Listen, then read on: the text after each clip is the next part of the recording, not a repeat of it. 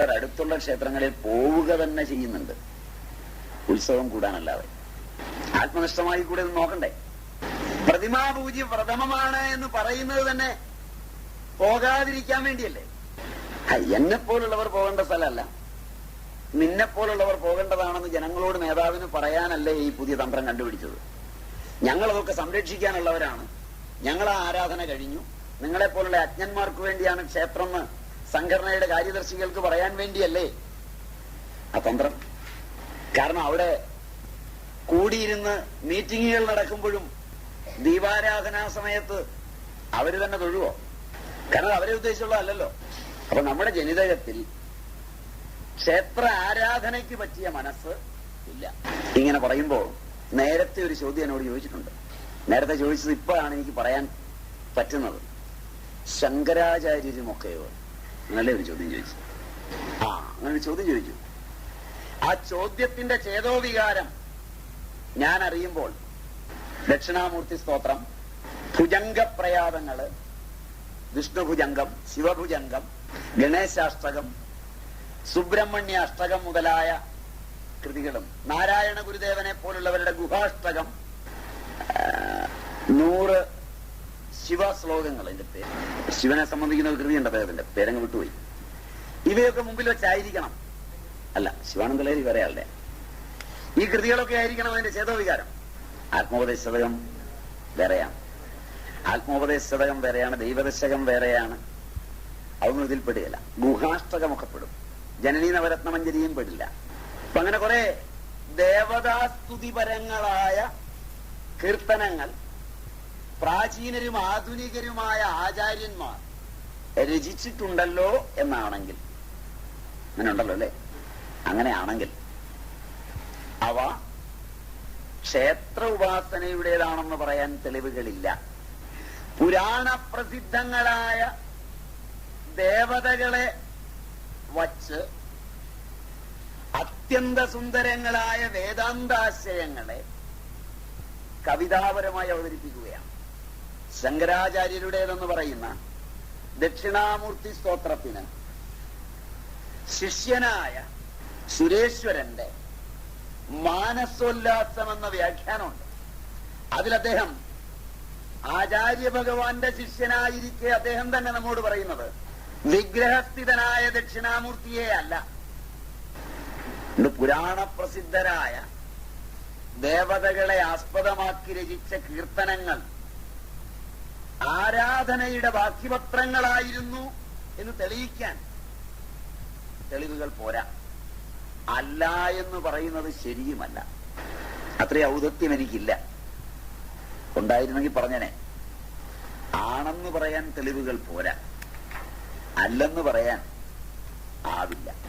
അപ്പോൾ കരണീയമായത് ആയിരുന്നാൽ കൂടി ഇന്ന് കാണുന്ന രീതിയിലല്ലെന്ന് അതിലെ വസ്തുതകൾ ഉറപ്പാക്കുന്നുണ്ട്. മനസ്സിലായി വിചാരിക്കാം. ഇന്ന് നാം ആരാധിക്കുന്ന രീതിയിലല്ല അന്ന് കണ്ടിരുന്നത്. പിന്നെ ക്ഷേത്ര നിർമ്മിതി, ക്ഷേത്രത്തിലെ പൂജ മുതലായവയോട് ബന്ധപ്പെടുത്തി ഈ വസ്തുതയെ ഒന്നുകൂടി പഠിക്കേണ്ടത് അത്യാവശ്യം. അടുത്ത ഭാഗം അതാകാം. അപ്പൊ കുറച്ചുകൂടെ അതാണല്ലോ മുമ്പത്തെ ചോദ്യം. നാഗവും ഒക്കെ ഉണ്ടല്ലോ, വ്യക്തമായ തെളിവൊന്നുമില്ല. അങ്ങനെയാണ് വിശ്വാസം എന്ന് പറഞ്ഞാൽ എനിക്ക് സമ്മതമാണ്. ഞാനും നിങ്ങളുടെ കൂടെ വിശ്വസിച്ചേക്കാം. അതെ, അങ്ങനെയൊക്കെ ആണെന്ന് നമുക്ക് വിശ്വസിക്കാം. ആണെന്നും മറ്റുമെങ്കിൽ ചാടിക്കേറി ഞാനോ നിങ്ങളോ പറയരുത്. നമുക്ക് രാമായണത്തിൽ രാമേശ്വരത്ത് പ്രതിഷ്ഠിച്ചു എന്ന് പറഞ്ഞിട്ടുണ്ടോ? അങ്ങനെയാണെങ്കിൽ യേശു ക്രിസ്തു ക്രിസ്തുമതം ഉണ്ടാക്കി എന്ന് പറയുന്ന പോലെ യേശു ക്രിസ്തു ക്രിസ്തുമതം ഉണ്ടാക്കി എന്ന് ചിലർ പറയാറുണ്ട്. കുരിശേലാണ് യേശുവിനെ തറച്ചത്. തന്നെ തറച്ച കുരിശ് തന്നെ എടുത്ത് ക്രിസ്തുമതത്തിന് സിമ്പലായി കൊടുത്തൊരു ക്രിസ്തുമതം ഉണ്ടാക്കി ക്രിസ്തുവിനെ കണ്ടാൽ ഓടിപ്പോയി നമസ്കരിക്കണം എന്ന് എനിക്ക് തോന്നാറുണ്ട്. മനസ്സിലായില്ല?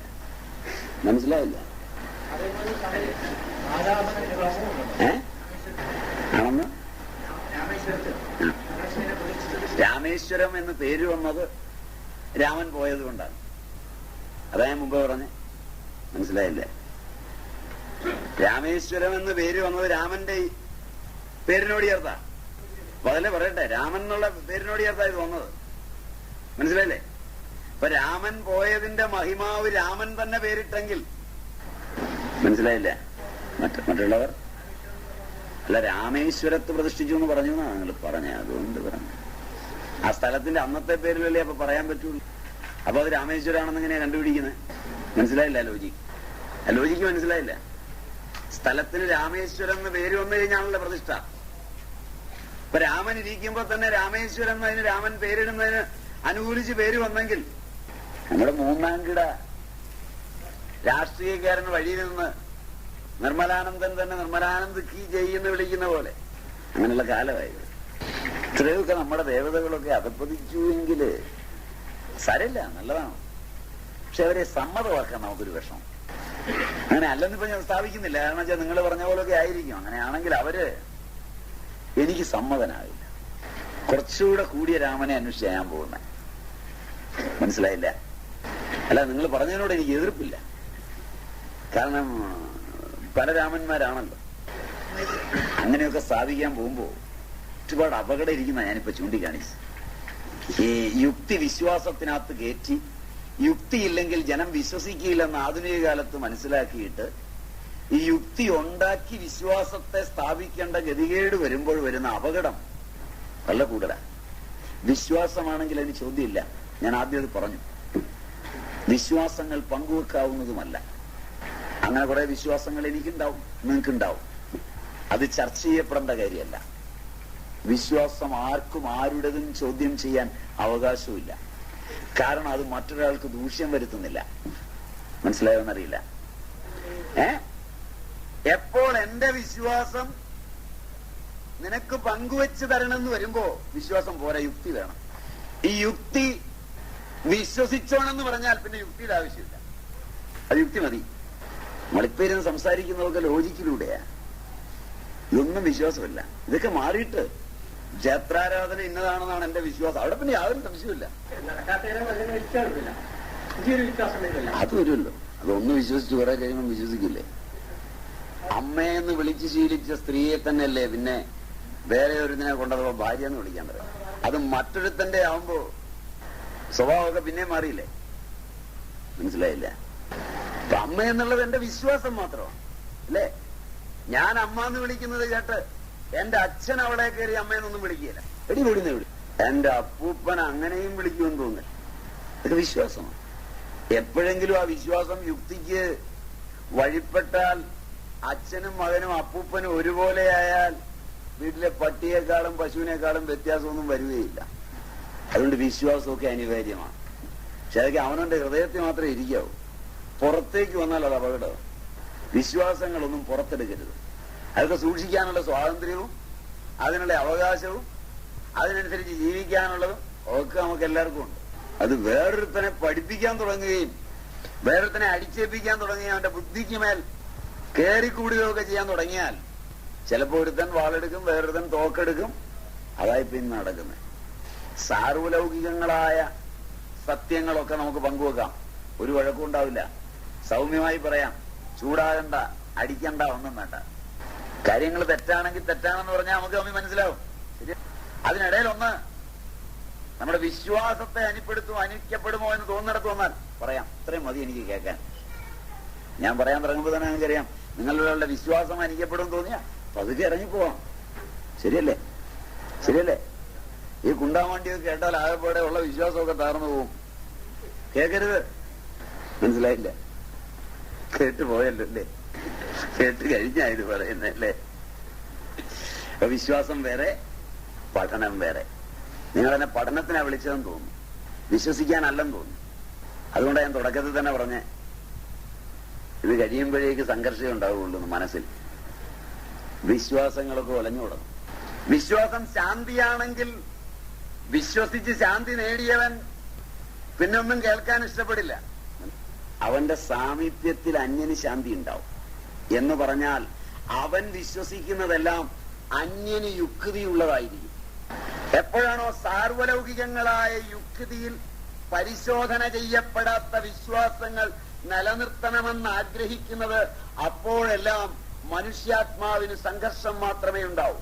മതങ്ങളുടെ വിശ്വാസ പ്രമാണങ്ങളെല്ലാം വിശ്വസിക്കുന്നവന്റെ അന്തരിന്ദ്രിയ മണ്ഡലങ്ങളെ സംഘർഷപൂരിതമാക്കിയിട്ട് മാത്രമേ ഉള്ളൂ. മതം തന്റെ എതിരാളികളായ മതങ്ങളോട് നടത്തിയിട്ടുള്ളതിനേക്കാൾ ക്രൂരത സ്വന്തം മതത്തിന്റെ അകത്തളങ്ങളിലാണ് നടത്തിയിട്ടുള്ളത്. ക്ഷേത്രങ്ങളെ, ചുറ്റുപാടുകളെ, വീടുകളെ, കുടുംബക്ഷേത്രങ്ങളെ ഒക്കെ ആക്കുമ്പോ ഹരിജനോ ഗിരിജനോ കൊണ്ടുവന്ന എണ്ണ വറിയത് തൊടുമ്പോഴാണ് പുണ്യമാകുന്നത്. മനസ്സിലായില്ല? അതിനുവേണ്ടി പുറത്തുനിന്നൊരു മറ്റു മതസ്ഥനെ കൊണ്ട് താമസിപ്പിക്കും. അവൻ മേടിച്ചു കൊടുത്താൽ പിന്നെ ദേവതയുടെ അടുക്കിലേക്ക് പോവാം. അപ്പൊ വറീദിനുള്ള സ്ഥാനം മറ്റവന് ഇല്ല. ഇന്നും അങ്ങനെ തന്നെയല്ലേ? കുരിശ് യുദ്ധങ്ങൾ രണ്ടു മതങ്ങൾ തമ്മിലല്ല നടന്നത്, ആണോ? ക്രിസ്ത്യാനികൾ തമ്മിലാ. ഒരു ഹിന്ദുവും മുസ്ലിമും യോജിച്ചാലും ഷിയായും സുന്നിയും യോജിക്കുമെന്ന് തോന്നുന്നില്ല. മനസ്സിലായില്ല? സവർണനായൊരു ഹിന്ദുവും മുസ്ലിമും ക്രിസ്ത്യാനിയുമായി യോജിച്ച് കാര്യങ്ങൾ ആലോചിക്കുകയും ചിന്തിക്കുകയും ചെയ്താലും സവർണനും അവർണനുമായ ഹിന്ദു ഒരുമിച്ചിരിക്കുന്ന പ്രശ്നമേ ഇല്ല. ശരിയല്ല? മതങ്ങൾ അവരുടെ എതിരാളികളെന്ന് ആദർശങ്ങളിൽ വിശ്വസിക്കുന്നവരോട് ഏറ്റുമുട്ടുമ്പോൾ നടത്തിയിട്ടുള്ള ക്രൂരതകളെക്കാൾ കൂടുതലാണ് മതം അതിന്റെ തന്നെ അനുയായികൾ തമ്മിലുള്ള ഏറ്റുമുട്ടലിൽ നടത്തിയിട്ടുള്ളത്. ഇതൊക്കെ വെച്ചൊന്ന് ആലോചിച്ച്, വിശ്വാസം ആനന്ദമായി വളർന്നിട്ടുണ്ടോ? വിശ്വാസം അന്യന് സ്വീകരിക്കാവുന്ന യുക്തിയിലേക്ക് വികസിച്ചിട്ടുണ്ടോ? അന്യന് മനസ്സിലാകുന്നതിലേക്ക് ഒരുവന്റെ വിശ്വാസം വളർന്നാൽ പറയേണ്ട കാര്യമേ ഉള്ളൂ, വടിയെടുക്കേണ്ട കാര്യമില്ല. മനസ്സിലായില്ല? എന്റെ വിശ്വാസം ഞാൻ അതിന്റെ യുക്തികളിൽ ഉറച്ചാണ് നിൽക്കുന്നതെങ്കിൽ മറ്റൊരുത്തനോട് പറഞ്ഞാൽ ഉടനെ അവനും സ്വീകാര്യമാവും. ബൗദ്ധികമായി സ്വീകാര്യമാകുന്നില്ല എന്ന് വരുമ്പോ ഞാൻ വടിയും ആൾക്കാരെയും വികാരത്തെയും കൂട്ടുപിടിക്കുന്നത് തന്നെ എന്റെ വിശ്വാസം എനിക്ക് ശാന്തി തരുന്നില്ല എന്നുള്ളതിന്റെ സൂചനയല്ലേ? അങ്ങനെയാണെങ്കിൽ ഇന്നു മതങ്ങളെല്ലാം വച്ചു പുലർത്തുന്ന ആശയങ്ങൾ അവയിലെ ആൾക്കാർക്ക് അത് സ്ഥാപിക്കുവാൻ ഈശ്വരനെ വിട്ട് വടിയും തോക്കും വേണ്ടി വരുമ്പോൾ ആ വിശ്വാസങ്ങൾ തന്നെ തെറ്റാണെന്നുള്ളതിന് വേറെ ഉദാഹരണം വേണോ? ചോദ്യം മനസ്സിലായില്ല? ഇതാണ് മതങ്ങളുടെ അപജയം തന്നെ. ഞാൻ ആ ഇടയ്ക്കൊരു ചോദ്യം വന്നുകൊണ്ട് മുമ്പ് പറയാൻ തുടങ്ങിയതൊന്നും മാറി. ഈ ആരാധനയ്ക്കുള്ള ദേവതകളെ പറയാതെ ക്ഷേത്രത്തിന്റെ അതിനകത്തു വന്ന തന്ത്രാഗമങ്ങളെ പറയാതെ ഇതിലേക്ക് പറയേണ്ടി വന്നത് ആ ഇടയ്ക്കൊരു ചോദ്യം വന്നുകൊണ്ടാണ്. മനസ്സിലായി? ഏത്? രാമേശ്വരവും രാമനും ഒക്കെ. അപ്പോ ഇനി നമുക്ക് മുമ്പത്തെ ആ ചോദ്യം നോക്കാം. അതും വളരെ പ്രസക്തമായ ചോദ്യമാണ്. താന്ത്രിക ഗ്രന്ഥങ്ങൾ കുറയുന്നു. ഞാൻ മുമ്പ് പറഞ്ഞതിൽ കുറെ കാര്യങ്ങൾ ഒന്നിച്ചു പറഞ്ഞിരുന്നു. ക്ഷേത്രം ഉന്നതരായ വിദ്വാൻമാരോട് ചേരുമ്പോൾ വിദ്യാഭ്യാസമായി, യാജ്ഞികന്മാരോട് ചേരുമ്പോൾ യജ്ഞമായി, രാജാവിനോട് ചേരുമ്പോൾ നികുതിയും ഭരണാധികാരിയുമായി, സാധാരണക്കാരുടെ നിലയിൽ അന്നമായി. ഇങ്ങനെ കുറെ എണ്ണം ഞാൻ പറഞ്ഞു എന്നാ എന്റെ ഓർമ്മ. കേട്ടുകയാണ്. ക്ഷേത്രത്തിന്റെ കീഴിലായിരുന്നു തണ്ണീർ പന്തലുകളും അന്നദാനപ്പുരകളും. കേട്ടിട്ടുണ്ടാവും.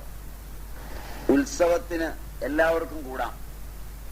അപ്പോ നടക്കുന്ന അന്നദാനത്തിൽ, അന്നദാനം ബ്രാഹ്മണർക്കല്ല, പുറത്തുള്ളവർക്കാണ്. ബ്രാഹ്മണര് ക്ഷേത്രത്തോടൊപ്പം ഉള്ളവരാണ്. ബ്രഹ്മക്ഷേത്രങ്ങളാണവ. അതുകൊണ്ട് പുറത്തേക്ക് കൊടുക്കുമായിരുന്നു. അന്നദാനം കൊണ്ടാണ് ക്ഷേത്രത്തിന് ശക്തി ഉണ്ടാകുന്നതെന്നാണ് അന്ന് പറഞ്ഞിരിക്കുന്നത്. ആംനായം, കലശം, അന്നദാനം, ആചാര്യ തപസ്, ഉത്സവം, ഇങ്ങനെയാണ് ക്ഷേത്രത്തിന്റെ ശക്തി വർദ്ധിപ്പിക്കാനുള്ള ഏർപ്പാടുകൾ. അതാ ജനങ്ങൾക്കറിയുന്നത് ആ ക്ഷേത്രമാണ്. അതിലെനിക്കും എതിരഭിപ്രായമില്ല. ജനങ്ങൾ അറിയുന്ന ക്ഷേത്രം. ജനങ്ങൾ അങ്ങനെ അറിഞ്ഞാൽ മാത്രമേ ഖജനാവ് സമ്പന്നവും സുരക്ഷിതവുമായിരിക്കും. സമ്പന്നവും സുരക്ഷിതവുമായിരിക്കുള്ളൂ. ജ്യോതിർലിംഗങ്ങളുടെ ക്ഷേത്രങ്ങളൊക്കെ അതിന് ഉദാഹരണമാണ്. അവയിൽ പലതും പണിത് കാന്തക്കല്ലുകൾ കൊണ്ടായിരുന്നു. കാന്തക്കല്ല് എന്ന് പറയുമ്പോൾ നിങ്ങൾ കുറെ പേരെങ്കിലും അങ്ങനെ ഒരു കല്ലുണ്ടോ എന്ന് സംശയിക്കും. കാരണം നിങ്ങൾ പഠിച്ചിരിക്കുന്നതനുസരിച്ച് കാന്തം ഉണ്ടാക്കുകയാണ്. സോളിനോയിഡിനകത്ത് വൈദ്യുതി കടത്തിവിട്ടും കാന്തം കൊണ്ടുറച്ചും കാന്തം ഉണ്ടാക്കുകയാണ്. നാച്ചുറലായി ഉണ്ടാവുമെന്ന് പഠിച്ചിട്ടുണ്ടെങ്കിൽ ഓർമ്മ ചിലപ്പോൾ കാണുകയില്ല. പരീക്ഷ എഴുതുമ്പോൾ അതൊന്നും അത്ര പ്രധാനമല്ലാത്തതുകൊണ്ട് ഓർമ്മയിലുണ്ടാവില്ല. ചിക്കമംഗളൂരി എന്നാൽ വലിയ പാറകളുണ്ട്, അവയ്ക്കിപ്പോഴും കാന്തശക്തിയുണ്ട്. അതേതോ ഭൂതമോ പ്രേതമോ ഒക്കെ ആയിരിക്കാമെന്ന് വെച്ചാൽ അവിടുത്തെ ക്ഷേത്രത്തിൽ കൊണ്ടുപോയി അവ ആരാധിക്കാറുണ്ട്, കൊണ്ടുപോയി വെക്കാറുണ്ട്. അത് 4 കൊണ്ട് വെച്ചാൽ കുട്ടി ഉണ്ടാവുമെന്നും അങ്ങനെയൊക്കെയുള്ള വിശ്വാസമുണ്ട് ചിക്കമംഗളൂർ. രക്തകാന്തവും സൂചികാന്തവും ഒക്കെ എവിടെയുണ്ട്. സൂചി പിടിക്കുന്നതുകൊണ്ട് അതിന് സൂചികാന്തം എന്നൊക്കെ പറഞ്ഞത്. മനസ്സിലായോന്നറിയില്ല. പറമ്പിൽ കിടക്കുന്ന കല്ലിന്റെ കഥയായി പറഞ്ഞു. ഇത്തരം വലിയ കല്ലുകൊണ്ട്, കാന്തപ്പാറകൾ കൊണ്ടുള്ള ക്ഷേത്രങ്ങൾ വരെയുണ്ട്. കാരണം എപ്പോഴെങ്കിലും ഈ വിഗ്രഹം അടിച്ചുടയ്ക്കാൻ ഇരുമ്പ് കൂടുമൊക്കെ ആയിട്ട് വന്നാൽ ഇവനിത് പൊക്കുമ്പോഴേക്ക് മറ്റവനും കൊണ്ടുപോകും. പിന്നെ അവൻ അകത്ത് നിൽക്കാൻ പറ്റില്ല, പ്രാന്ത് പിടിക്കും. മനസ്സിലായോന്നറിയില്ല, പറഞ്ഞ മനസ്സിലായോന്നറിയില്ല. ഇത് അറിയുന്നവൻ ചിലപ്പോ എതിരാളിയുടെ കൂടെ കൂടും രാജാവിനെ മറിക്കാൻ. അങ്ങനെയാണ് സോമനാഥത്തിലൊക്കെ ആക്രമണം നടന്നത്. ഇത് അറിയുന്നവൻ ചിലപ്പോ വന്നവന്റെ കൂടെ കൂടും. കാരണം വെച്ചാല് ഇപ്പൊ കിട്ടുന്നതിനേക്കാൾ കൂടുതൽ കിമ്പളം കിട്ടുമെന്ന് പറഞ്ഞാൽ. അങ്ങനെയാണല്ലോ ജിമ്മൊക്കെ വന്നത് അല്ലേ. അല്ലെങ്കിൽ നിങ്ങളുടെ വലിയ കമ്പനികളൊക്കെ ഏക്കറിന് 1 രൂപയ്ക്കും 1.5 രൂപയ്ക്കും ഒക്കെ എഴുതി കൊടുക്കാൻ പറ്റുമോ? നാട്ടുകാർക്കത് സ്ലൈസ് ചെയ്ത് കഷ്ണങ്ങളായി കൊടുത്താലും കോടികൾ വില വരും. അതിൽ ഉപകരണങ്ങളൊക്കെ പോട്ടെ, അക്രിക്ക് വിലക്ക് വിറ്റു എന്ന് വെച്ചാലും സ്ഥലത്തിന്റെ വില കണക്കാക്കണ്ടേ. മാത്രമോ ഈ കൊടുക്കുന്നതിന് മുമ്പൊരു തൂപ്പും തുടയുണ്ട്. പറഞ്ഞ മനസ്സിലായില്ല. ഇപ്പൊ നിങ്ങളുടെ ഏറ്റവും വലിയ പൊതുമേഖലാ സ്ഥാപനങ്ങളിൽ ഏറ്റവും ലാഭത്തിൽ ഓടിക്കൊണ്ടിരുന്ന പൊതുമേഖലാ സ്ഥാപനമായ വെള്ളൂർ ന്യൂസ് പ്രിന്റ് ഫാക്ടറി കച്ചവടത്തിന് റെഡിയാക്കി വെച്ചിരിക്കുകയാണ്. വിൽക്കാൻ പോകുന്നത് സാധാരണഗതിയിൽ ആഫീസ് വേരീസ് കണ്ടീഷനിൽ വിൽക്കുകയോ പുറം പൂശി കൂടുതൽ കാശ് മേടിച്ച് വിൽക്കുകയോ ആണ് സാധാരണ ഈ നടപടി. അല്ലേ? അതിനകത്തെ മോശക്കാരായ തൊഴിലാളികളെയൊക്കെ പിരിച്ചുവിട്ടും ഇതുവരെ നമ്മൾ ആവശ്യമില്ലാതെ കൊടുത്ത ശമ്പളമൊന്നും ഭാവിയിൽ കൊടുക്കാതിരിക്കത്തക്ക വിധത്തിൽ എല്ലാം ഭംഗിയാക്കി തൊഴിലാളിയുടെ എണ്ണമൊക്കെ കുറച്ച് ഗംഭീരമായൊരു ഡി ഇങ്കിങ് യൂണിറ്റ് ഖജനാവിന്ന് കാശെടുത്ത് പുതുതായി ഉണ്ടാക്കി അതിന്റെ ഉപകരണങ്ങൾ വെളിയിൽ നിന്ന് വാങ്ങിച്ചു കൊണ്ടുവന്നു. Deinking unit. മനസ്സിലായില്ല? അതായത് നിങ്ങളുടെ പത്രത്തിലൊക്കെയുള്ള മഷി കളഞ്ഞ് പൾപ്പുണ്ടാക്കാവുന്ന, അതിനാണ് ഡി ഇങ്കിങ് യൂണിറ്റ്. വിൽക്കാൻ പോകുന്നതിന് ഇതും കൂടെ കാശ് മുടക്കണം. മുടിയാൻ നേരത്ത് മുണ്ടയ്ക്ക് സംബന്ധം കൂടുക എന്ന് പണ്ടുള്ളവർ പറഞ്ഞു കേട്ടിട്ടുണ്ട്. അപ്പൊ ഇതും ഉദ്ഘാടനം ചെയ്ത് മന്ത്രിമാരൊക്കെ മാമാങ്കത്തിനെത്തി എല്ലാരും കൂടെ ഉദ്ഘാടനവും ചെയ്ത് ലോകത്തിലെ ഏറ്റവും വലിയ പേപ്പർ കടക്കാരന് കൊടുക്കാൻ പോവാം. ഇത് കൊടുക്കുമ്പോ ഖജനാവിലെ കാശെടുത്തുണ്ടാക്കി നെഹ്റുവിയൻ സോഷ്യലിസവും ഗാന്ധിസവും ഒക്കെ വെള്ളത്തിലാവുമ്പോ ചിരി വരാറുണ്ട്. സ്ഥാപനം ഇനി അവരുടേതാണ്. ഇപ്പൊ സോഷ്യലിസത്തിന്റെ പേരിൽ ഉണ്ടാക്കി വെച്ചതൊക്കെ മുതലാളിത്തത്തിന്റെ ആൾക്കാർക്ക് ചില്ലറ വാങ്ങിച്ചു കൊടുക്കുമ്പോ ചില്ലറ ഖജനാവിലേക്ക് എത്തുകയും പലപ്പോഴും ഇല്ല. ഇങ്ങനെ വരുമ്പോഴുള്ള കിമ്പളം വലുതാണ്. ഇതുപോലെ ഈ അമ്പലത്തിനകത്ത് ഇരിക്കുന്നവന് കിമ്പളം കിട്ടുമ്പോഴാണ് അവൻ പറയാ, എടാ ഇത് നീ ഉദ്ദേശിക്കുന്ന പോലെ ദൈവത്തിന്റെ ശക്തി കൊണ്ടൊന്നും അല്ല നിന്റെ കൂടം മുകളിലോട്ട് പോയത്, അതാ കല്ലിന്റെ പ്രത്യേകതയാണ്. അത് പോകാതിരിക്കാൻ വേറെ ചില സാധനം കൊണ്ട് മറച്ചു പിടിച്ച് 2 അടി അടിച്ചാൽ പൊട്ടുവന്നു അങ്ങനെ പറഞ്ഞു. കാരണം അവന് മറ്റവൻ കൊടുക്കുന്നതിനൊക്കെ കൂടുതൽ കിട്ടും. പക്ഷെ ഇവനത് കവർന്നു കഴിയുമ്പോ മറ്റവന്റെ തലയും പൂശും. പാശ്ചാത്യരായ പ്രബലന്മാർക്ക് ഏതെല്ലാം രാജാക്കന്മാരെ ഒറ്റിക്കൊടുത്താണോ അവർക്ക് കയറിപ്പറ്റാൻ ഇടയുണ്ടാക്കിയത്, അവർ കയറിയാൽ ആദ്യം ചെയ്തത് ഒറ്റിയവന്റെ തല കളയുകയായിരുന്നു. കാരണം അവർക്കറിയാം ഇവൻ അയാളെ ഒറ്റിയെങ്കിൽ നാളെ എന്നെ ഒറ്റും. അത് ഇന്ത്യക്കാരനല്ലാത്തതുകൊണ്ട് അവനാ വിവരമുണ്ട്. അത് നാളെ അറിയും ഈ കൊടുക്കുന്നവനൊക്കെ. മനസ്സിലായില്ല? ഇങ്ങനെ പറഞ്ഞ് നിർത്തുകയല്ലേ നല്ലത്. ആ ഭാഗം അത്രയാകുമ്പം വിവരം ഉണ്ടെങ്കിൽ നിങ്ങൾക്ക് മനസ്സിലാവും. വീട്ടിൽ പോയിരുന്ന് ആലോചിച്ചാൽ മതി. കാർന്നോർക്ക് വിവരം ഉണ്ടെങ്കിലെങ്കിലും ഓർമ്മ വരും. അപ്പോ പൗരാണിക കാലത്ത് ക്ഷേത്രം ഇങ്ങനെ പല മുഖങ്ങളിൽ ഒരു മുഖമായ തന്ത്രാഗമങ്ങളോട് ബന്ധപ്പെട്ട അങ്ങനൊരു മുഖം ക്ഷേത്രത്തിനുണ്ട്. അത് പ്രഥമമായ ആരാധനാക്രമമല്ല, പരമമായ ആരാധനാക്രമമാണ്. ശിലയിൽ ഈശ്വരനുണ്ട് എന്ന് വിശ്വസിക്കാം, അറിയണമെങ്കിൽ ഒരുപാട് പാടാണ്. ശിലയിലും ഈശ്വരനുണ്ടെന്ന് അറിയണമെങ്കിൽ എല്ലാത്തിലും ഈശ്വരനാണെന്ന് അറിയുന്നവന് മാത്രമേ അറിയൂ. അതുകൊണ്ട് പ്രതിമാപൂജ പൂജയുടെ പരാകാഷ്ഠയാണ്, അല്ലാതെ താഴ്ന്ന പണിയല്ല. വിശേഷേണ ഗ്രഹിക്കേണ്ടതാണ് വിഗ്രഹം. വിഗ്രഹ ശബ്ദത്തിന്റെ വ്യുൽപ്പത്തി തന്നെ അതാണ്. വിശേഷേണ ഗ്രഹ്യതേ ഇതി വിഗ്രഹ. വിശേഷേണ ഗ്രഹിക്കുന്നത് അജ്ഞാനിയുടെ പണിയല്ലല്ലോ. അജ്ഞാനിക്ക് വിശേഷ ബുദ്ധി ഇല്ലെന്നല്ലേ വൈപ്പ്. അപ്പൊ വിശേഷവിധിയായി അതിനെ ഗ്രഹിക്കണമെങ്കിൽ വിവരമുള്ളവനെ ഗ്രഹിക്കൂ. പ്രാചീന കാലത്തിന് ശേഷം ക്ഷേത്രാരാധനയിലൂടെ വളർന്ന ഒരുവന്റെ പേരേ ഓർമ്മയുള്ളൂ എന്ന് തോന്നുന്നു. ഒരു ശ്രീരാമകൃഷ്ണ പരമഹംസൻ. ബാക്കി നമ്മുടെ നാട്ടിലൊക്കെ എത്ര നമ്പൂരാരാ രാവിലെ കുളിക്കുകയും ഈറനെടുക്കുകയും പോയി പണി കാണിക്കുകയും മണി അടിക്കുകയും ചെയ്യുക. എത്ര കാലം മണി അടിച്ചിട്ടും വയറകത്തേക്ക് ഒട്ടുകയും പട്ടിണി കിടക്കുകയും അല്ലാതെ ഏതെങ്കിലും ഒരുത്തൻ സാക്ഷാത്കാരം നേടിയിട്ടുണ്ടോ? 10:30 മണിയാവുമ്പോ തൊട്ടടുത്തുള്ള ചായക്കടയിൽ പോയി കഴിച്ച് വൈകുന്നേരം ആവുമ്പോ പട്ടക്കടയിൽ പോയി അടിക്കാനല്ലാതെ. മനസ്സിലായില്ല? ആധുനിക കാലത്ത് പാവം പിടിച്ച ഏതെങ്കിലും നമ്പൂരാർക്ക് മാത്രമല്ല, പരമകാരുണികനും സർവജ്ഞകൽപ്പനും സർവാന്തര്യാമിയും സർവവ്യാപിയുമായ ഈശ്വരനെ ഭജിക്കുമ്പോഴും 10 പൈസയ്ക്കുള്ള ആർത്തി കുറയുന്നുമില്ലല്ലോ. മനസ്സിലായില്ല? ഈശ്വരാരാധന നടത്താൻ ഇറങ്ങിത്തിരിച്ചവരുടെ ആർത്തിയാണ് ഈ ലോകത്തിന്റെ ഇന്നത്തെ ഏറ്റവും വലിയ പ്രശ്നങ്ങളിൽ ഒന്ന്, ഞാൻ ഉൾപ്പെടെ. ഇതൊക്കെ ഉടുക്കുന്നത് എന്തിനാ? ഇത് ഉടുക്കാതിരുന്നപ്പം കിട്ടാത്തത് ഉടുത്താൽ നിങ്ങളറിയാതെ മേടിക്കാൻ. അതിതുവരെ മനസ്സിലായിട്ടില്ല. അതുകൊണ്ടല്ലേ ഞങ്ങൾ നേരത്തെ ഉടുത്തെങ്കിൽ നിങ്ങൾ റിട്ടയർ ആകുമ്പോൾ ഉടുക്കുന്നത്. മനസ്സിലായില്ല? റിട്ടയർ ആകുമ്പോ ആദ്യം ഭാഗവതമൊക്കെ വായിക്കാൻ പോകുമ്പം അരയ്ക്ക് താഴോട്ട് ഉടുക്കും, പിന്നെ ഷട്ടൂരി പുതയ്ക്കും, പിന്നെ സ്വാമിനാരായണ പിള്ള, ഗോപാലപിള്ള, സ്വാമി ശന്മാരും പരമ്പരയൊന്നും വേണം നിർബന്ധമില്ല. ആദ്യമൊക്കെ കൊടുക്കുന്നത് മേടിക്കും, തമാശയാവും. പിന്നെ പിന്നെ കണക്ക് പറയും, പിന്നെ എഴുതി കൊടുക്കും സെക്രട്ടറി. അല്ലേ? സ്വാമി വരുന്നതിന് ഇത്ര, മണിക്കൂറിന് ഇത്ര, പൂ പോലുള്ള ഇഡലി 4. അപ്പൊ ആരാധന അതിന്റെ ഏറ്റവും ശ്രേഷ്ഠമായ തലങ്ങളിലാണ് വിഗ്രഹത്തിൽ. അതറിയണമെങ്കിൽ ക്ഷേത്രത്തിന്റെ വ്യാപനത്വം അറിയണം. അതറിയാൻ മേലാത്തവൻ പൂജിക്കുന്നുണ്ട്. കാക്കശ്ശേരി കേട്ടിട്ടുണ്ടോ ഈ പേര്? ക്ഷേത്രത്തിൽ നേരത്തെ കയറി കൂടി. ക്ഷേത്രം പൂട്ടുമ്പോ കണ്ടില്ലെന്ന് തോന്നുന്നു. അതല്ലെങ്കിൽ പൂട്ടിയിട്ട് കയറിയെന്ന് തന്നെ പറയേണ്ടി വരും. രാവിലെ വന്ന് നമ്പൂരാര് ക്ഷേത്രം തുറക്കുമ്പം ശ്രീകോവിലിനകത്ത് കിടക്കുന്നു. പൂട്ടിപ്പോയപ്പോ കണ്ടില്ല. പൂട്ടി കിടന്ന ക്ഷേത്രത്തിനകത്ത് ഒരുത്തൻ കാല് ശിവലിംഗത്തിന് മുകളിലോട്ട് വെച്ച് തല താഴോട്ട് വെച്ച് കിടക്കുന്നു. ഇതൊരു കിടപ്പാണ്. അഹങ്കാരത്തിന് ചിലത് ഏർപ്പെടണം. നമ്പൂരാര് പറഞ്ഞ് ദൈവത്തിന്റെ പുറത്താ കാല് വെക്കുന്നത്. എടുത്ത് താഴോട്ടിടാനാ തുടങ്ങി. നിക്ക് ദൈവം ഇല്ലാത്തിടത്തോട്ടൊന്ന് വെച്ചേക്കാം. അപ്പൊ അത് ഇല്ലാത്തിടത്തോട്ട് നീ വെച്ചാൽ എനിക്ക് എളുപ്പമായി. ഇതറിയുന്നവൻ പൂജിച്ചിട്ടേ കാര്യമുള്ളൂ എന്ന്. മനസ്സിലായില്ല? നിന്നെ പോലുള്ളവനകത്ത് കയറിയതായ ഗുണം പിടിക്കാതായോ? മനസ്സിലായില്ലേ ഈ തന്ത്രം? അപ്പൊ ഇത് അറിഞ്ഞവനെ ഇത് ചെയ്യാൻ പറ്റുള്ളൂ. അറിഞ്ഞവനോ എല്ലാമായി. ഇത് വല്ലാത്ത പ്രഹേളികയാണ്. ഇതറിയുന്ന സ്ഥലമാണ് ആരാധന എന്ന് നിങ്ങൾ പറയുന്നുണ്ടെങ്കിൽ തന്ത്രാഗമങ്ങളിലെ ക്ഷേത്രം. അങ്ങനെ ഒരു മുഖം ക്ഷേത്രത്തിനുണ്ട്, നിഷേധിക്കുന്നില്ല. അവിടെ അതിനുള്ള നിയമങ്ങളും നീതികളുമുണ്ട്.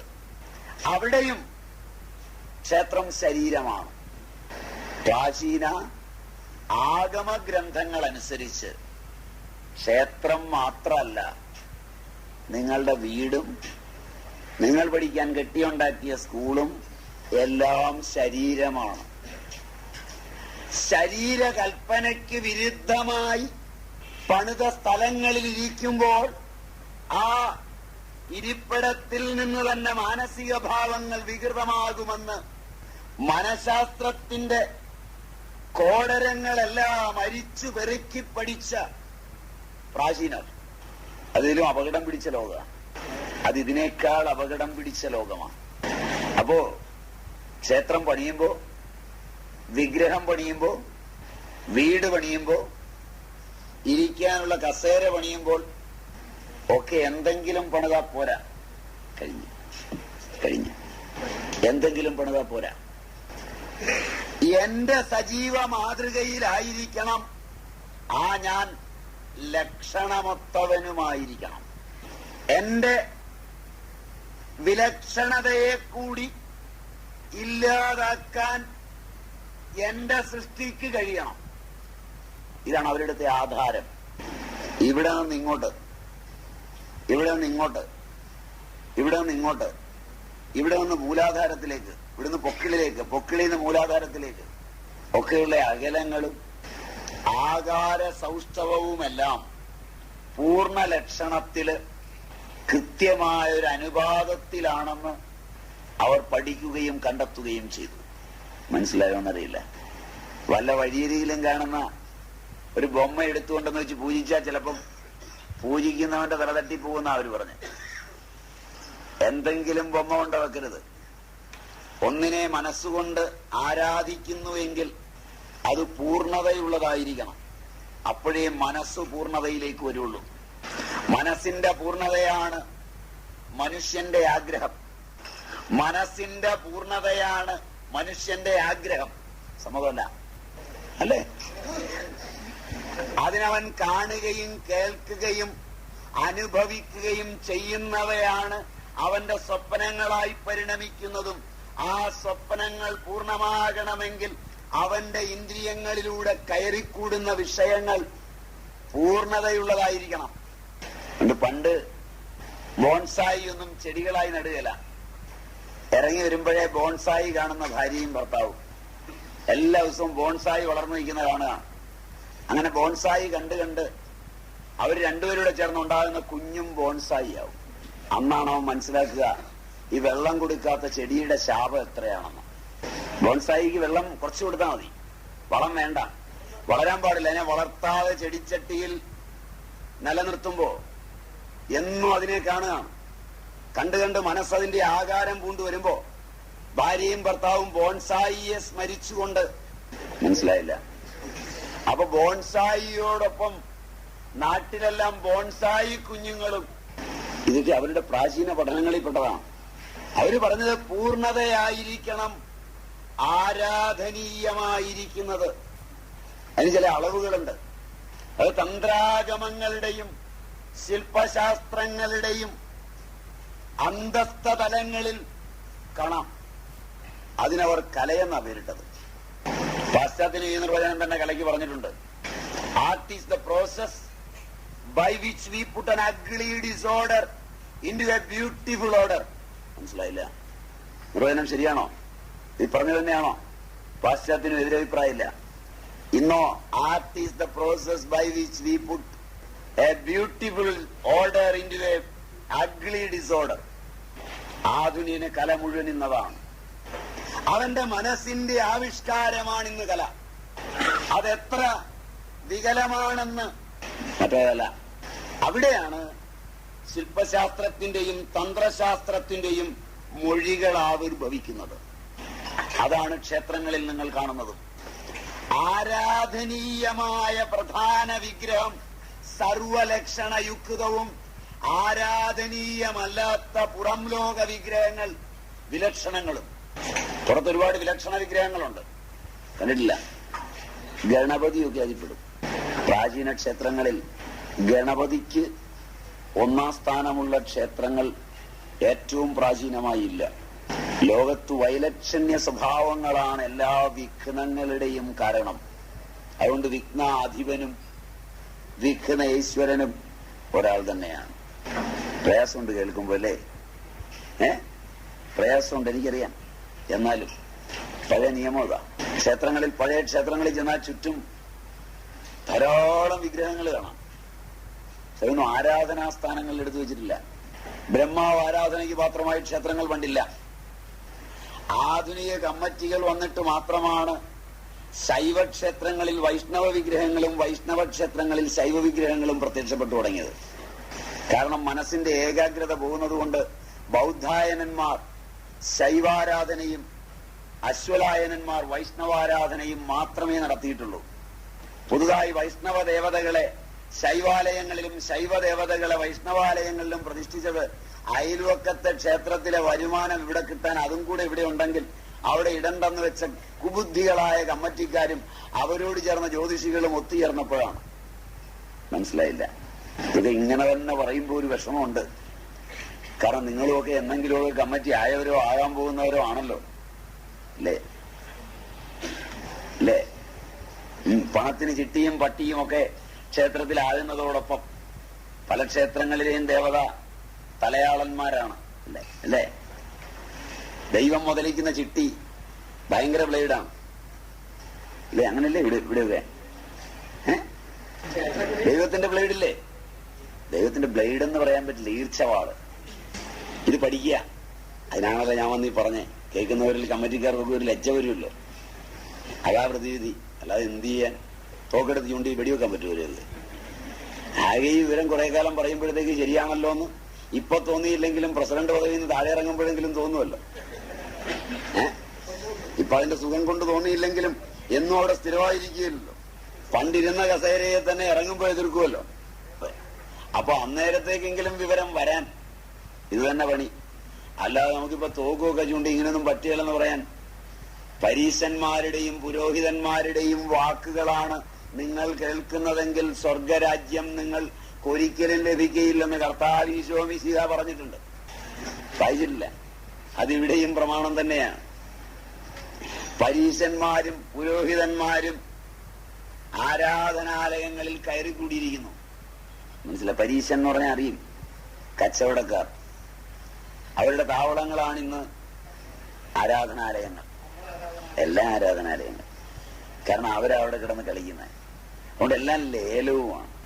അമ്പലത്തിലേക്ക് നടക്കി വെച്ച ആടിനെ ലേലം ചെയ്യുമ്പോൾ പ്രസിഡന്റ് മൈക്കിലൂടെ ഉറക്കെ വിളിച്ചു പറയാണ്, 10 കിലോ ഉള്ള ആട് 200 രൂപ ഒരു തരം.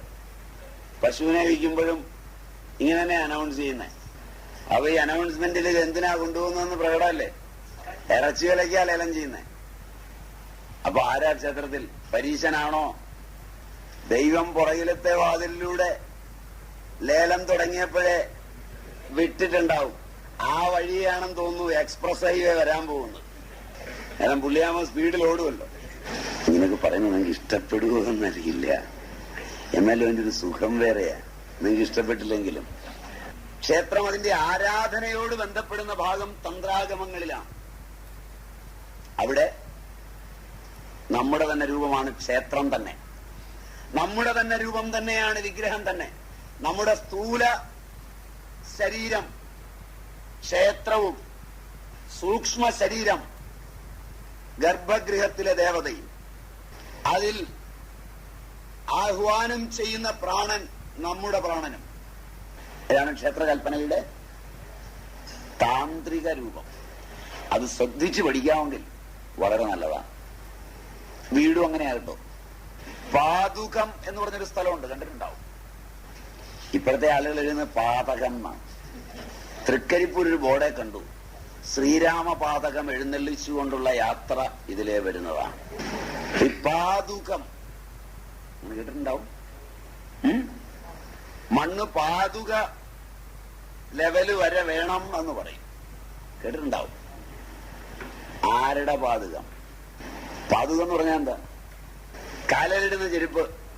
അപ്പൊ കാലിന്റെ ചെരുപ്പ് വരെ സങ്കല്പിച്ചാണ് ക്ഷേത്രവും വീടുമൊക്കെ. പ്രാചീനന്റെ കൽപ്പനകൾ വളരെ രസമാണ്. അവൻ ചോറ് വിളമ്പുമ്പോ നാക്കിലയിലാവുന്നു. നർക്കലയല്ല, നാക്കല. ഇതിനെ പേര് മാറ്റി പഠിക്കാൻ പോകും. നിങ്ങൾ പിന്നെ അത് പറഞ്ഞു പറഞ്ഞ് മാറ്റി. നാക്കില, കൊടിനാക്കിലെങ്കിൽ കൊടിനാക്കില. അതിൽ നാക്കുള്ളതുകൊണ്ട് സമ്മതം. നാക്ക് കളഞ്ഞാ പോയി. ആരുടെ നാക്ക്? ഉണ്ണുന്നവന്റെ നാക്ക്. എങ്ങനെയാ വിളമ്പുന്നേ? ഉപ്പിലിട്ടത്, ഉപ്പേരി. അറിയോ വിളമ്പാൻ? എങ്ങനെയെങ്കിലും വിളമ്പിയല്ലെന്ന് തിന്നേ. ആഹാരം ഷഡ്രസം മധുരപ്രായം.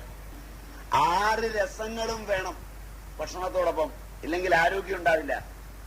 മധുരപ്രായമായിരിക്കണം. മധുരം കൂടുതൽ വേണം. മധുരം എന്നാൽ പഞ്ചസാരയല്ല, ഉറുമ്പരിക്കുന്നതൊക്കെ മധുരം എന്ന് പറഞ്ഞാൽ അരി, ചോറ്, ചോറിലെ കൂടല്, കാർബോഹൈഡ്രേറ്റിലെ കൂടല്, അത് മധുരം. കൂടുതൽ മധുരം. ബാക്കി എല്ലാ രസവും വേണം. എങ്ങനെ വിളമ്പണം? ഉപ്പ്, ഉപ്പിലിട്ടത്, ഉപ്പേരി, അങ്ങനെ ഇങ്ങ് വന്ന് അവസാനം വരെ. എങ്ങനെയാ അറിയാം? ഉപ്പ് ഇവിടെ അറിയും. ഇവിടെ അറിയുള്ളൂ ഉപ്പ്, അകത്തറിയില്ല. മനസ്സിലായില്ല? ഉപ്പ് കൂടിയ ആഹാരം ചില വില്ലന്മാര് കഴിക്കും. അവർ നന്നായിട്ടുണ്ടെന്ന് പറയും. കാരണം അവൻ ഇവിടെ തൊടിയിക്കില്ല. അപ്പോഴാ ബാക്കിയുള്ളവരുടെ പണി കൂട്ടുന്നേ. മനസ്സിലായില്ല? ഇത് അറിഞ്ഞിട്ട് പോയാല് കളിപ്പിക്കാൻ വന്നവൻ കളിപ്പിക്കപ്പെടും. നമ്മളെ കളിപ്പിക്കാൻ വേണ്ടി കുറച്ച് ഉപ്പ് കൂടുതലിട്ട് കലക്കടിച്ച് തന്നാൽ തക്കെന്നൊരു പിടിപ്പീരവൻ പിടിപ്പിക്കും. നന്നായിട്ടുണ്ടെന്ന് ചിരിച്ചോണ്ട് പറയും. തന്നവന്റെ അരിമുട്ടും. മനസ്സിലായില്ല? മാനസികമായി ഇതറിയണമെന്നുണ്ടെങ്കിൽ ഉപ്പ് എവിടെ രസം അറിയുമെന്നറിയണം. നാക്കിൽ ഈ അറ്റത്തെ ഉപ്പ് അറിയുള്ളൂ. അതുകൊണ്ടാണ് ആ ഇലയുടെ ഇടത്തെ അറ്റത്ത്, ഇലയുടെ ആകൃതി കണ്ടിട്ടുണ്ടോ? നാക്കിന്റെ ആകൃതിയാണോ? അതുകൊണ്ടാണ് നാക്കല, അതാ നറുക്കലയല്ലെന്ന് പറഞ്ഞ്. പ്രയോജനമുള്ള വിഗ്രഹങ്ങൾ ഉടച്ചു കളയരുത്. അവസാനം വാർദ്ധക്യത്തിലെത്തുമ്പോൾ അത് തോളിലേറ്റാൻ ശേഷിയും ശേമുഷിയും ഉണ്ടാവില്ല. മനസ്സിലായില്ല? ഉടച്ചു കളഞ്ഞതൊക്കെ പുനരാവർത്തനത്തിന് പറ്റാത്ത വിധം ഉടഞ്ഞുപോയി. മനസ്സിലായില്ല? ഉടയ്ക്കേണ്ടവയൊക്കെ തടിച്ചു കൊഴുക്കുകയും ചെയ്തു. ഞാൻ പറഞ്ഞു മനസ്സിലായില്ല? മൂല്യബോധമുള്ളവയൊക്കെ ഉടയ്ക്കാനിറങ്ങിയപ്പോൾ തകർന്നുപോയി. മൂല്യബോധമില്ലാത്തതൊന്നും ഉടഞ്ഞില്ല. അതൊക്കെ 100 വട്ടം വളർന്നു. പണ്ടോരയുടെ പെട്ടി പോലെ. കേട്ടിട്ടില്ല? ഗ്രീക്ക് മിത്തോളജിയിൽ ഒരു പണ്ടോരയുടെ പെട്ടിയുണ്ട്. പ്രോമിത്യൂസ് ഭൂമിയിലേക്ക് അഗ്നിയെ എത്തിച്ചപ്പോൾ പ്രോമിത്യൂസിനെ കുറെ നാൾ ബന്ധനത്തിലിട്ടു. അഗ്നി ഭൂമിയിലെത്തുന്നത് ഗ്രീക്ക് മിത്തോളജി പ്രകാരം പ്രോമിത്യൂസ് വഴിയാണ്. 2 പർവ്വതങ്ങളുടെ ഇടയിൽ കൈകാലുകൾക്ക് ചങ്ങലയിട്ട് കിടക്കുന്ന പ്രോമിത്യൂസിന്റെ ഹൃദയത്തിൽ നിന്ന് കഴുകന്മാർ മാംസം കൊത്തിവലിക്കുമായിരുന്നു. അപ്പോൾ പ്രോമിത്യൂസിനോട് ദേവത വന്ന് ചോദിക്കും, ഇനിയും നിന്നെ ബന്ധനം മോചിപ്പിച്ചാൽ വീണ്ടും ഞാൻ മനുഷ്യനുപകാരമായി ചെയ്യുമെന്ന് പറയും. മനസ്സിലായില്ല? അപ്പോളോ ദേവനോ മറ്റുമാണ് അവസാനം പ്രോമിത്യൂസിനെ ബന്ധമോചനത്തിൽ എത്തിക്കുന്നത്. ഇത് കഥ വേറെ, നമുക്ക് ആവശ്യമില്ല. സഹിക്കാത്ത ദേവതകൾ പണ്ടോരയുടെ കയ്യിൽ ഒരു പെട്ടിയും കൊടുത്തു വിട്ടു. പ്രോമിത്യൂസിന്റെ സഹോദരനെ പ്രലോഭിപ്പിക്കുവാൻ, എപ്പിമെത്യൂസിനെ. എല്ലാ പ്രോമിത്യൂസിന്റെ സഹോദരന്മാരും എപ്പിമെത്യൂസുകളാണ്. മനസ്സിലായില്ല? ഭൂമിയിൽ എല്ലാ പ്രോമിത്യൂസിന്റെ മക്കളും എപ്പിമെത്യൂസാണ്. ഭൂമിയിൽ പ്രോമിത്യൂസിന്റെ ബന്ധുക്കളെല്ലാം എന്നും എപ്പിമെത്യൂസാണ്. വീട്ടിൽ പോയി ആലോചിച്ച് അതിന്റെ അർത്ഥം പിടിച്ചാൽ മതി. ഞാൻ പറഞ്ഞപ്പോഴേ കുറച്ചു പേർക്ക് മനസ്സിലായി കാണും. അത്രയും മനസ്സിലാകാവൂ. ദുരകൊണ്ട് ഒറ്റ വാക്ക്. എപ്പിമെത്യൂസിന്റെ അടുക്കലെത്തിയ പണ്ടോര പെട്ടി എപ്പിമെത്യൂസിന് കൊടുത്തിട്ടൊരു സത്യം പറഞ്ഞു, ഇത് തുറക്കരുതെന്ന്. ഇതൊരിക്കലും തുറക്കരുതെന്നാ പറഞ്ഞു. അപ്പൊ ദേവതകൾക്ക് അപകടമില്ല. മനസ്സിലായോന്നറിയില്ല. സത്യം തന്നെയാ പറഞ്ഞു, ഇത് തുറന്നാൽ അപകടമാണ്. എന്നാലും എപ്പിമെത്യൂസിന് ഇരിക്കപ്പെടുകയില്ലായ്മ ഈ പൂട്ടിയെ പെട്ടി വെച്ചുകൊണ്ടിരിക്കുക എന്ന് പറഞ്ഞ. എല്ലാ എപ്പിമെത്യൂസും അനുസരണയില്ലാത്തവനാണ്. മനസ്സിലായില്ല? എപ്പിമെത്യൂസ് പെട്ടി തുറന്നു. അതിൽ നിന്ന് കുറെ ദുർദേവതകൾ പുറത്തിയാടി. മഹാരോഗങ്ങളും മഹാവിപത്തുകളുമായ 1000 ദുർദേവതകൾ പുറത്തിയാടി. അവയെ കണ്ട് ഭയന്ന് എപ്പിമെത്യൂസ് പെട്ടി അടച്ചു. അവയൊക്കെ വന്നാലും രക്ഷിക്കാവുന്ന ഒരു ദേവത അതിനകത്തുമായി. അതാണ് എപ്പിമെത്യൂസ്. മിത്താണെങ്കിലും നിങ്ങളുടെ ഇന്നത്തെ രാഷ്ട്രീയ സാമൂഹ്യ അന്തരീക്ഷത്തിൽ ഈ പണ്ടോരയുടെ പെട്ടി അമേരിക്കയിൽ നിന്ന് ഇന്ത്യയിൽ എത്തിയിരിക്കുമ്പോ തുറക്കുന്ന വില്ലന്മാർ അടച്ചു കഴിഞ്ഞതോർത്താണ് ഞാൻ ചിരിക്കുന്നത്. മനസ്സിലായില്ല? ഇനി പോയി ആലോചിക്കാം. ഇതിന്റെ ഇടയിൽ അതുകൂടെ ഇല്ലെങ്കിൽ എനിക്കൊരു സുഖമില്ല. സമകാലിക സാമൂഹ്യ സാംസ്കാരിക രംഗങ്ങളിലേക്കെല്ലാം വിടരാവുന്ന മിത്തുകളാണ് പ്രാചീന ഗ്രീക്ക് മിത്തോളജിയിലും ഇന്ത്യൻ മിത്തോളജിയിലുമൊക്കെ എണ്ണമറ്റ് കിടക്കുന്നത്. അവയ്ക്ക് സമമായൊന്ന് എഴുതിയിട്ടാണ് ആധുനികൻ ഈ അവാർഡുകൾ വാരിക്കൂട്ടുന്നതെങ്കിൽ സഹിക്കാമായിരുന്നു. എത്ര ഉന്നതങ്ങളായ ഐതിഹാസിക ദൃഷ്ടാന്തങ്ങൾ.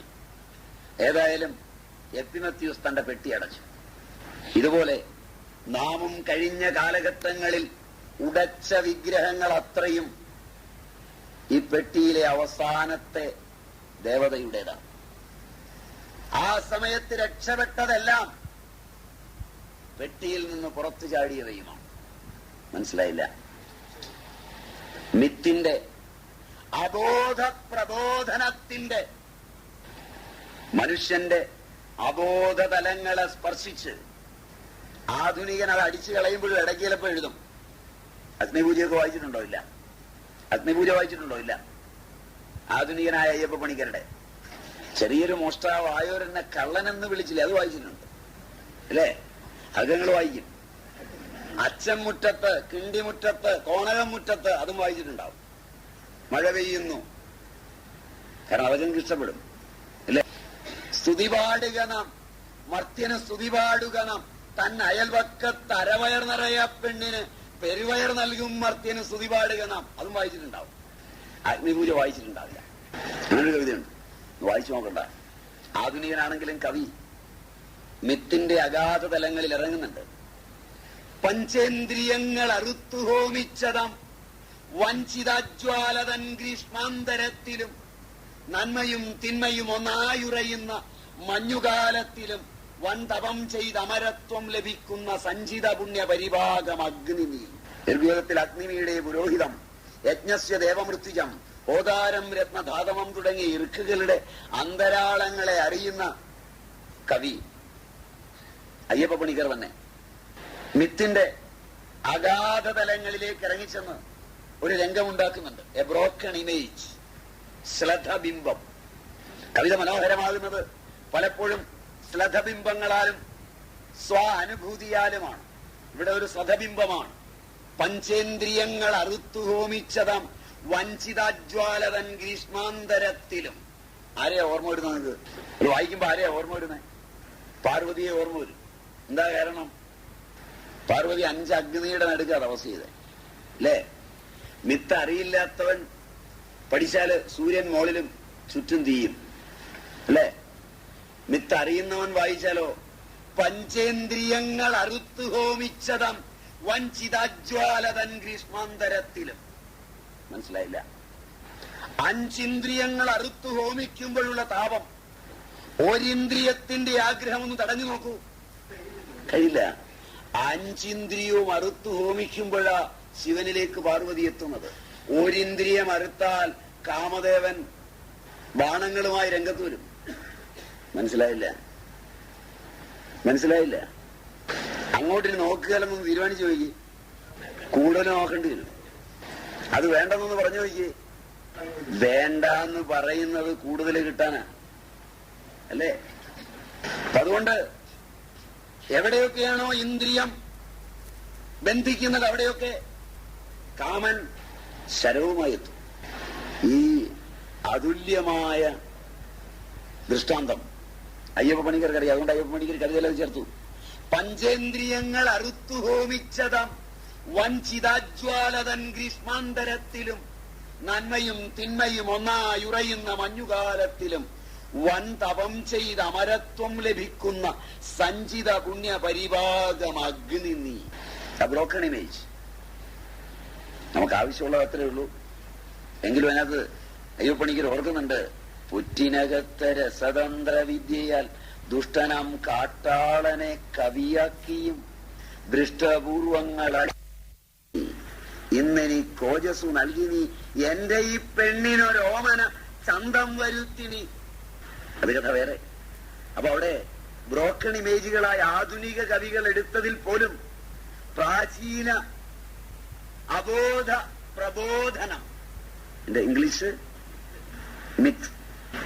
മിത്തുകള് കുട്ടികളെയൊക്കെ നന്നാക്കുന്നതില് കുട്ടിക്കാലത്ത് അമ്മൂമ്മ പറഞ്ഞെന്ന ആ കഥകളൊക്കെ, ആ മിത്തുകളൊക്കെ നൂറുകണക്കിന് കവികളെയും സാഹിത്യകാരന്മാരെയും ഒക്കെ നമുക്ക് തന്നിട്ടുണ്ട്. മിത്തിന്റെ ലോകമില്ലാത്ത ജീവിതമാണ് കഞ്ചാവിലും മയക്കുമരുന്നിലും വികലമായ പഠനങ്ങളിലും ബാല്യത്തിൽ തന്നെയുള്ള ഉന്മാദത്തിലുമൊക്കെ ആധുനിക കുട്ടികളെ കൊണ്ടെത്തിക്കുന്നത്. കാരണം വീട്ടിൽ അമ്മൂമ്മ ഇല്ലല്ലോ. മനസ്സിലായില്ല? മമ്മി ഉള്ളത് കൊണ്ട് പ്രയോജനവും ഇല്ലല്ലോ. അത് അച്ഛൻ തന്നെ പറയും. പെട്ടെന്ന് കത്തി.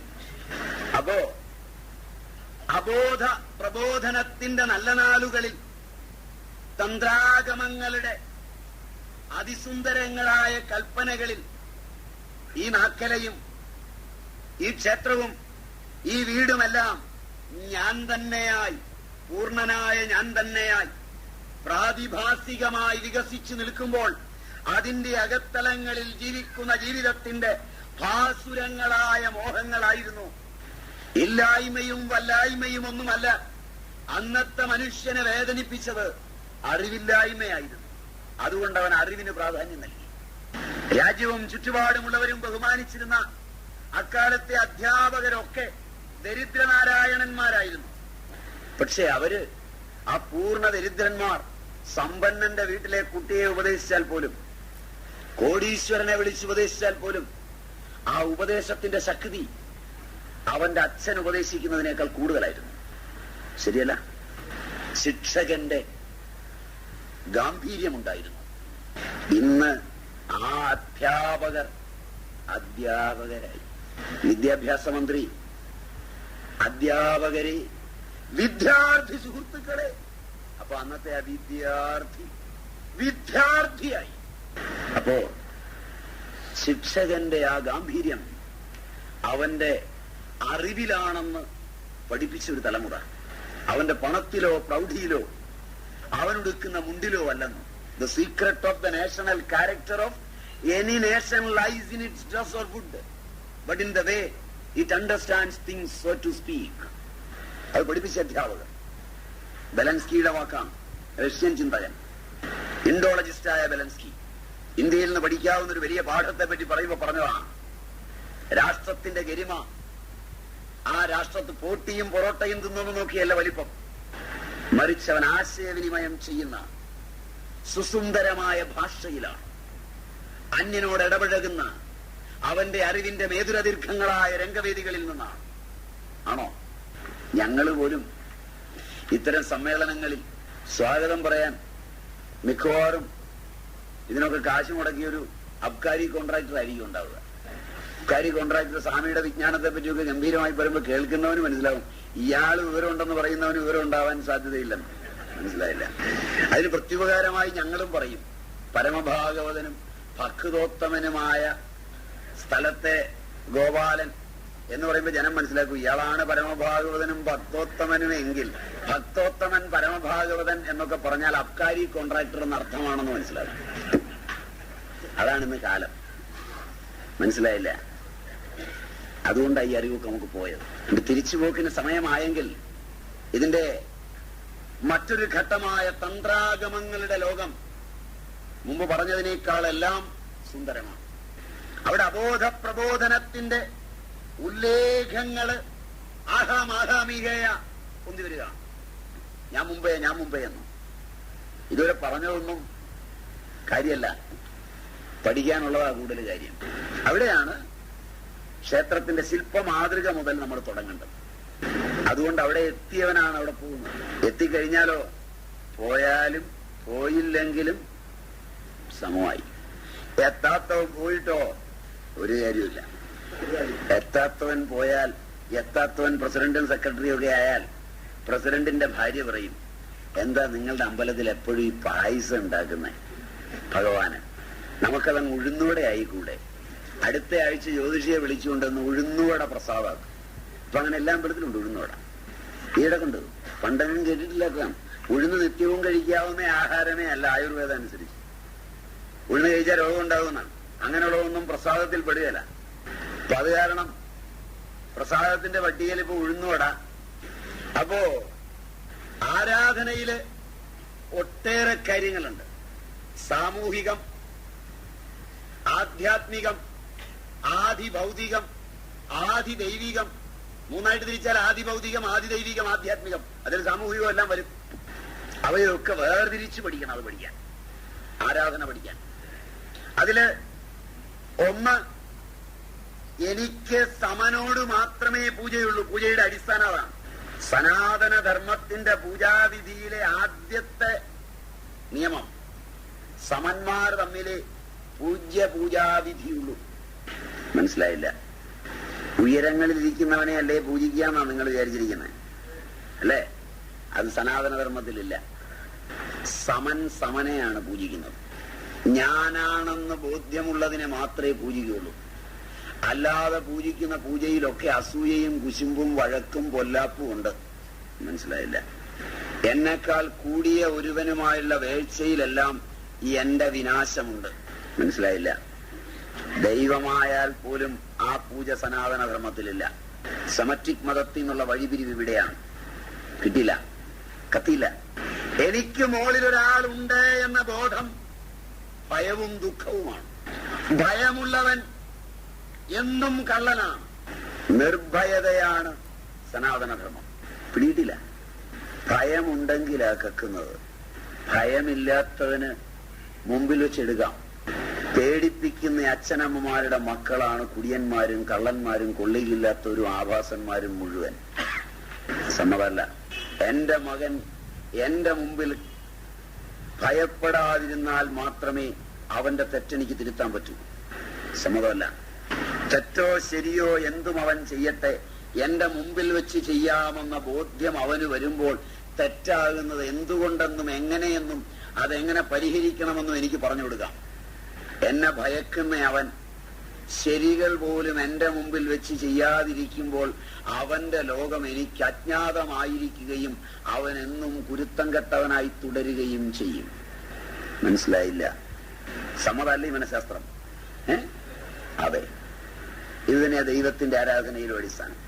മറ്റത് ദൈവം പേടിപ്പിക്കുന്നവനാകുമ്പോ കുംഭസാരത്തിൽ പറയും, ഒരു കയറ് കട്ടു പിതാവേ, അറ്റത്തൊരു കാളി.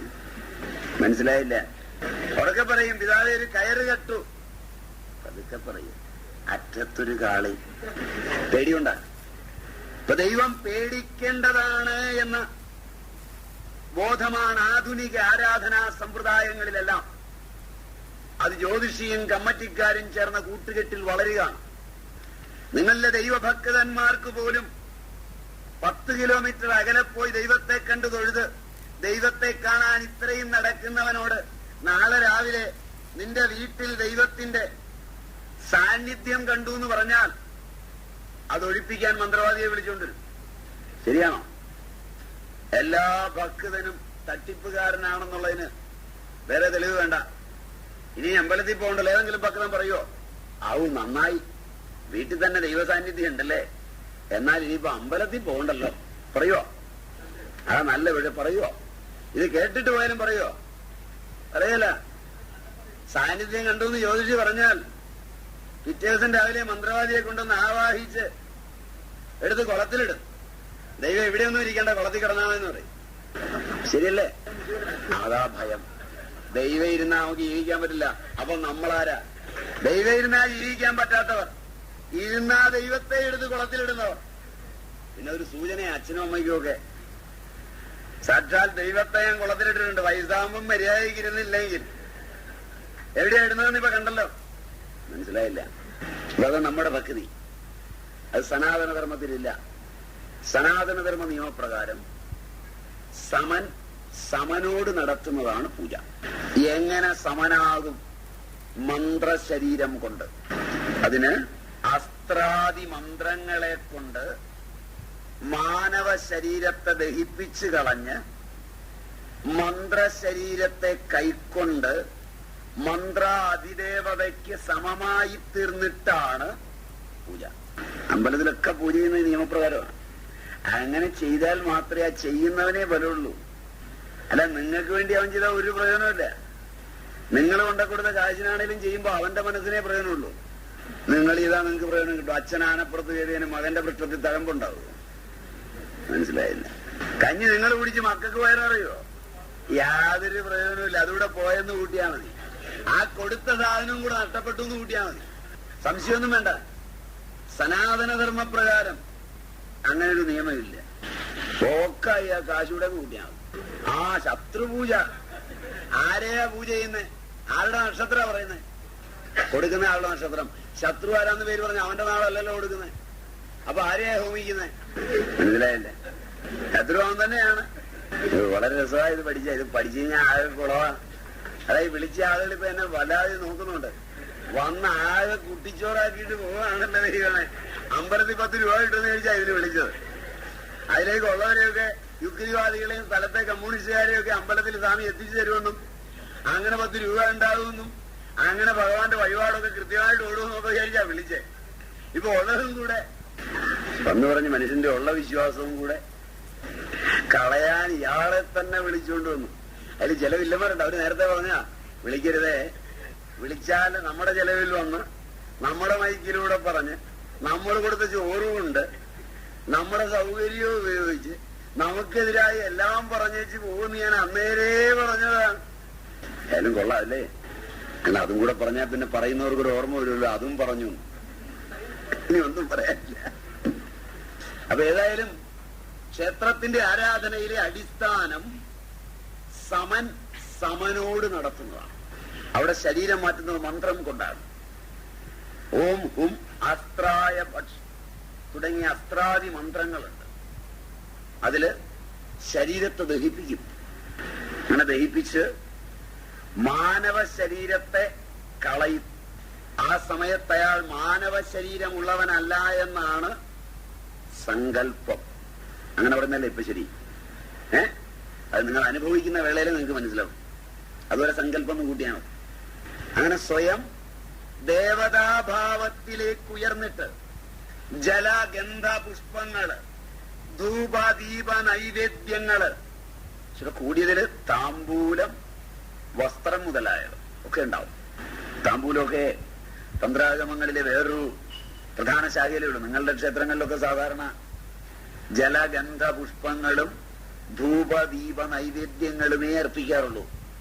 അവിടെ അർപ്പിക്കുന്നത് എന്റെ ശരീരമായി തീർന്ന ജലത്തെ, എന്റെ ശരീരത്തിന് പങ്കായിത്തീർന്ന ഗന്ധത്തെ, പൃഥ്വിയെ, ഭൂമിയെ, എന്നിലെ ആകാശത്തിന് സമമായി തീർന്ന ആകാശത്തിന്റെ പ്രതിരൂപമായ പുഷ്പത്തെ, എന്നിൽ ജ്വലിക്കുന്ന അഗ്നിക്ക് സമാനമായ അഗ്നിയെ, എന്നിലെ വായുവിന് സമാനമായ ധൂപത്തെ, എന്റെ അമൃതത്വമുള്ള ആത്മാവിന്റെ പ്രതിരൂപമായ അന്നത്തെ, നിവേദ്യത്തെ വരെ അർപ്പിക്കും.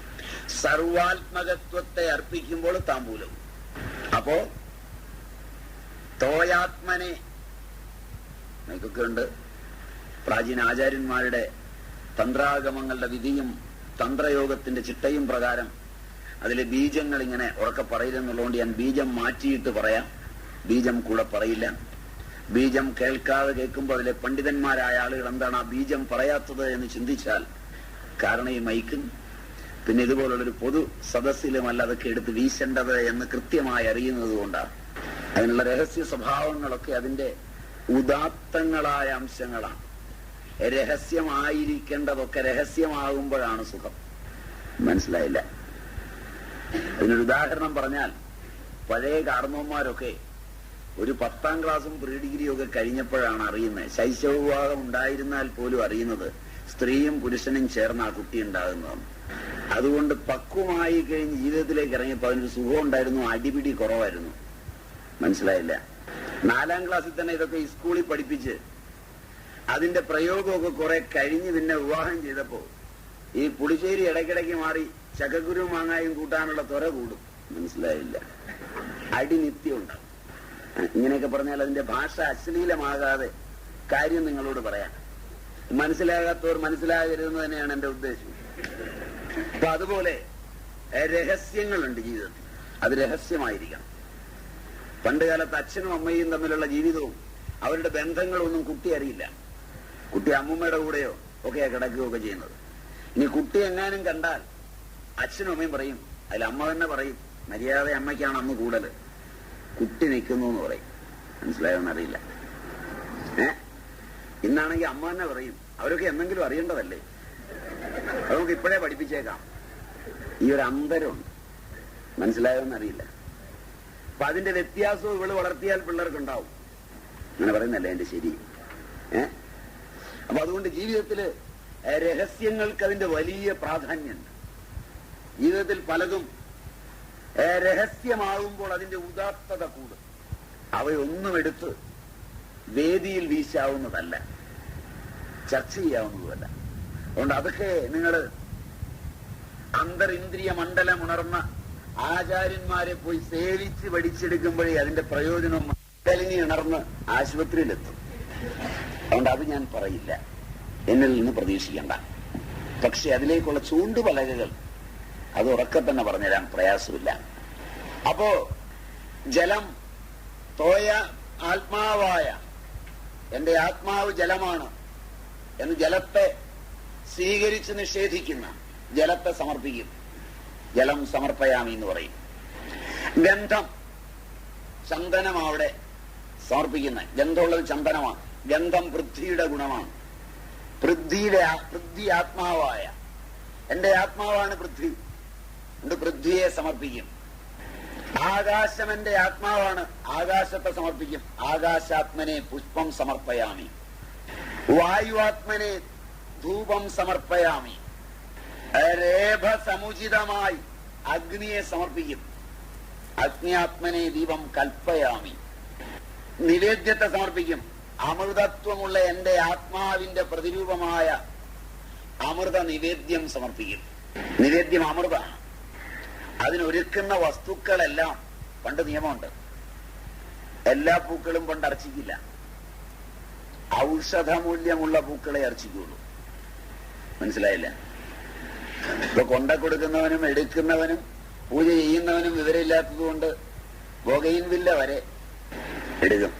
കാരണം എല്ലാം ഭഗവാന്റെ അല്ലേ. വേദാന്തത്തിലായി ഇപ്പൊ പൂജ. പണ്ട് അങ്ങനെയല്ല.